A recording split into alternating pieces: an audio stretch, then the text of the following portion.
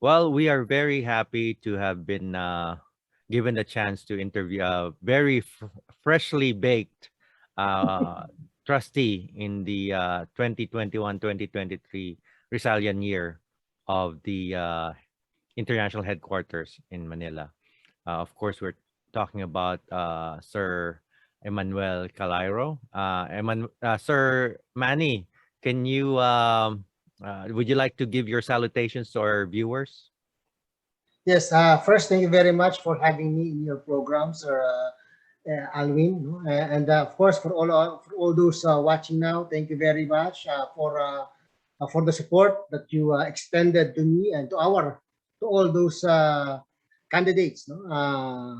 For this election. No? So maraming salamat po at narito po tayo ngayon, trabaho na. So can you kind of give us a rundown of what happened on the day before the actual election?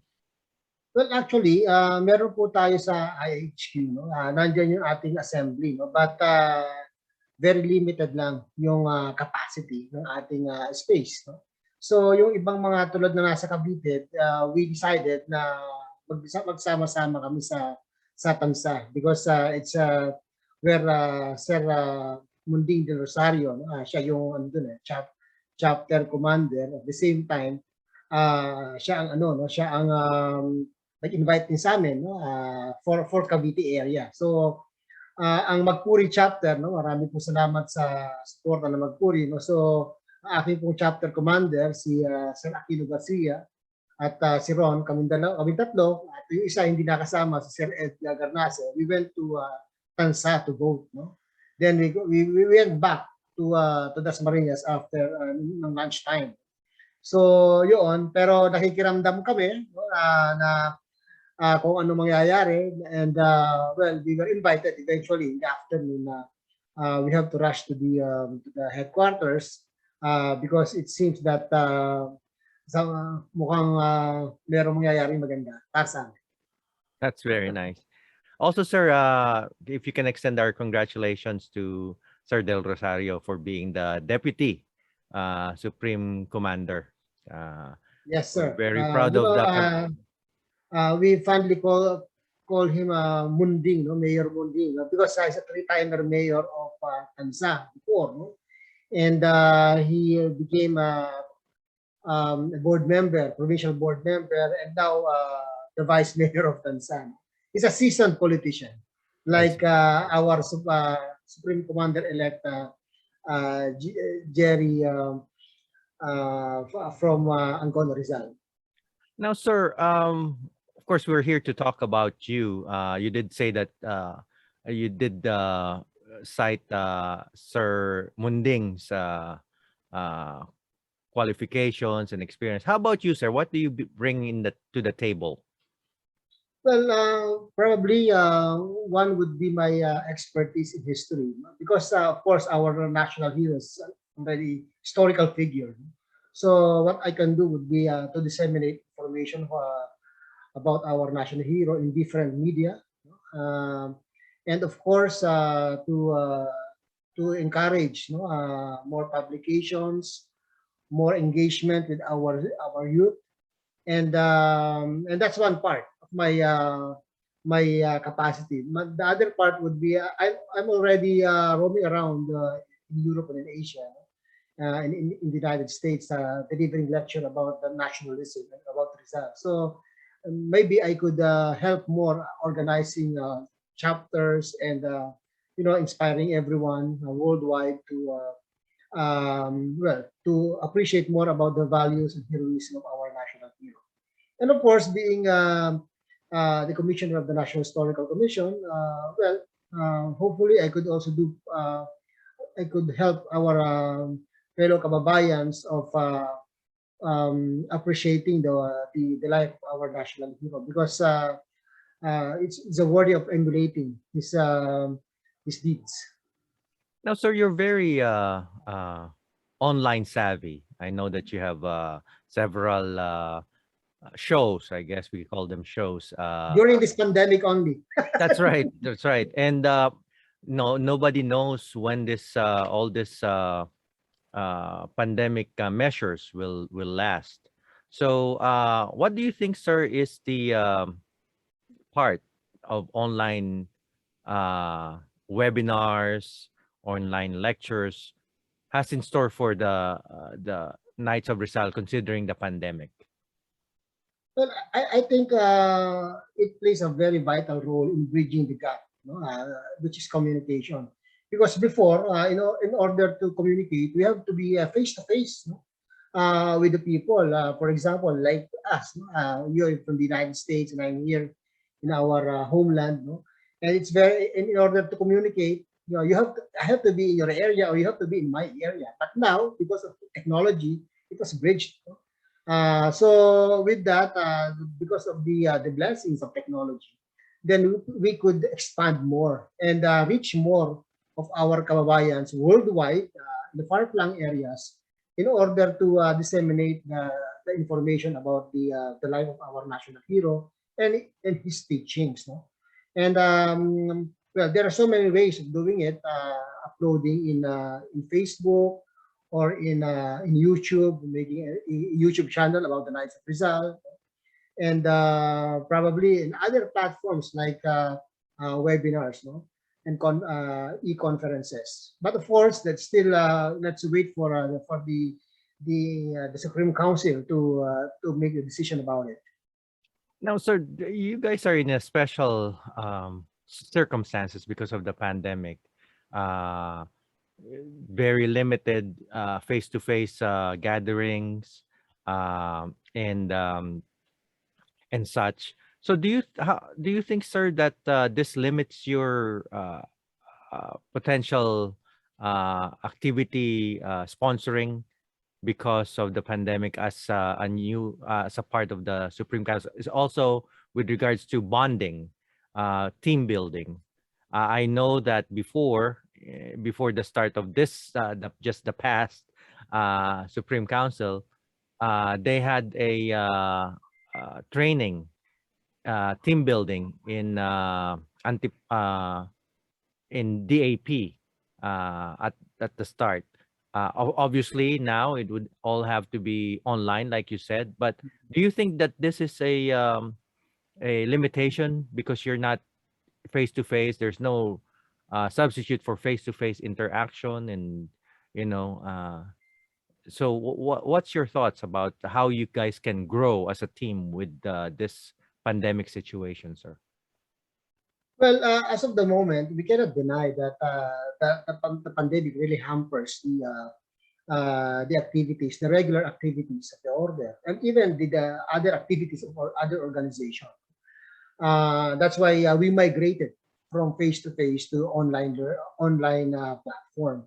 But as you said that well, it's we are hoping that eventually, as if the quarantine might be lifted very soon because of the lessening of the infection, then there might be hopefully a limited face-to-face team building. Because as of the moment, well, we are very optimistic because the Department of Health were very optimistic also that they could not really arrest the increase, but they could decrease the number of infections. So we are very optimistic on that. We're very positive that right now, for example, in the restaurants, the malls, they're already allowing 30% outside the al fresco and 10% inside. So with that kind of arrangement, maybe it will become more better. So with that, we're hopeful that if we cannot restore the original system like what we have done before, maybe we could do it in a very limited way. Nice, sir. Now, sir, how well? There's 9 members in the Supreme Council, uh, including you. Uh, how many of those names do you actually have any personal uh, uh, rapport with already? I know you said Sir Munding. Yeah, this is an international organization. So we are just bonded because we were voted on, no, by our colleagues. No? So as for myself, I could speak for myself, no? Because I was in the, I'm in the order since 2000, I think it's 2007. I'm already in the order. So, and Mayor Munding, our Deputy Supreme Commander-elect, Munding del Rosario, we are very close because during his term as mayor of Tansa, he commissioned me to write the town history of Tansa. So we have a very special relation. So I knew him long before. Sir Jerry Calderon, I knew him also before the Knights of Rizal because we have some engagement in his office already. And the rest would be because of the Supreme Council already. I see. Like Sir Abeliana, Sir Casola, no? And even Sir Suba is based in the United States. We all know that. So we just met because of this election. And the other, like Sir Peralta and Sir Caraton. And yeah, that's it. So, sir, since as truth be told, we scheduled an interview until they said that we can't do some campaigning, and we thought that maybe they would misconstrue the interview as a campaigning, and so we stopped it. Well, this is the first time that I participated in the Supreme Council, and luckily became part of it. But I already participated before, and this is a different time. It's pandemic, and that's the first time that we instituted an online voting, and the Supreme Council actually managed to commission a very credible group with a system that's very, when we were discussing it, it's really it's like foolproof, no, system. So I think as of the moment, the system is okay. There might be no need for to make it better as of the moment because it seems that it's very systematic election and it's a very credible election. Well, it's in my opinion. I must say, sir, that it's very instantaneous, very fast, very convenient, and very easy, convenient for both the nominees and the voters. I was thinking more on the resolutions filed by, published by the Electoral Tribunal before about banning campaigning online, having to pay to vote, pay to play, and maybe even on having, say, opening up the availability of nominees to other countries. Like now, you have Australia and USA participating both in overseas and in the regular Supreme Council. I was thinking, do you see any this on the top of your head? Do you see any issues with this, or that you want to see change? It's good, of course, to include everyone around the world, about this election because we're all stakeholders of the Order of the Knights of Rizal. So there must be a representation per region. No, sir. With regards to banning campaigning, Well, what's your personal take on that? well, I cannot. Well, in my case, if you will ask me, this is the first time that they have this kind of election, and banning it is also the first time. So we are all, it's like testing waters. No, it's okay or not. So we cannot blame whether they ban it or not. But this is just a testing time. Because this is the first time that they instituted it. But well, it's already history right now. No? Because it's already past. No, so I think it could help, of course, the members of the order if all of them will be informed about the candidate's profile, no, through campaign. But that's my personal opinion. But of course, the the tribunal has its own context, and we cannot challenge it as of the moment. How about, sir, the pay to play? Come again? How about the pay to play? You have to pay to be able to vote. Oh The yeah, registration fee. What's your personal yeah. take on that? Well, my take on that would be it's fair because the order also, I believe they pay for the system, no? They pay for the people, for the staff to manage the election. They are not the usual regular employees who manage the election. They have this staff who is very knowledgeable about online voting. So I'm okay with the payment, and it's very, I think it's reasonable. Mm, I'm sorry, I'm kind of asking some hard questions that might visit you within these 2 years. One of them is the criticism in some sectors that a group is trying to control the Knights of Rizal. What's your take on Mhm. that? Well, personally, I'm not in a position to to answer that because I'm not very active in the order. I'm active in my chapter. No? Maybe someone from the outgoing Supreme Council could answer that. Because as for myself, I'm an academician, no? And I'm very and also very busy in my schedules outside Knights of Rizal. So most of our dealings were basically in the chapter level, sometimes in the regional level. So someone controlling it, it has to be substantiated, of course, before we could critique. Very, very fair. That's very fair. So, sir, my last question, again, I would like to thank you for allowing us this early to ask you some questions that might, like I said, might revisit your tenure in the Supreme Council, and that you might end up tackling anyway.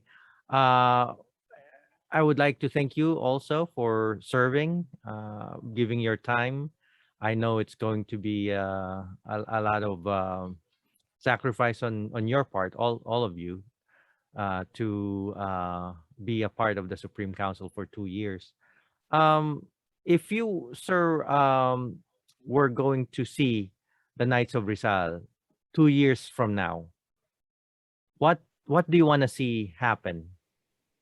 If you were looking back 2 years from now. Well, I want to see the order very active worldwide, encouraging everyone, every Filipino, in every corner of this the world to be engaged in the not really in the order, but in appreciating the life of our national hero because it's really life changing. And if you're a nationalist person, you're searching for an identity for how to help our country. This is the best organization to engage in. So that's number one. We have to well, we should see eventually that most especially outside the Philippines, no, it's like a symbol, no? A symbol of unity, a symbol of nationalism. And secondly, of course, we have to looking back 2 years from now, maybe the Knights, not really the Knights of Rizal, but the Knights of Rizal already work about uh, disseminating information in different parts of our of the Philippines, in the provinces, in the region, creating more chapters so that they could be a hub of educational awareness campaign about Rizalism. because I'm always campaigning for Rizal as life-changing, because even me myself, reading the life of our national hero, it's really fantastic, amazing.